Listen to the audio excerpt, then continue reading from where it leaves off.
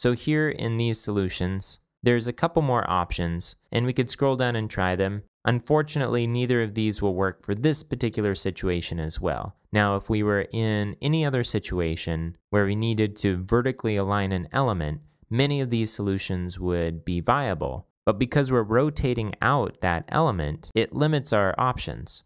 Luckily, this has been a place where people have kind of aggregated other solutions in the comments as well. And the one that I've found works the best for this particular situation has to do with a transform. I'm going to do a search for it. It's right here. And you can also see a comment from the author about why they didn't include it in the options. So let's give it a shot. I'm going to copy these styles, and I'll go back to our example and I'll refresh to clear out the styles. And we're going to apply these styles to each one of our list items. We'll just paste in these multiple properties. I'll do the same thing for this one here. All right. And now we need to set the height of the container element so it knows what to center against. So we'll set it to 600. That's about the same height as the slideshow. And now you can see that we are centered properly. Cool.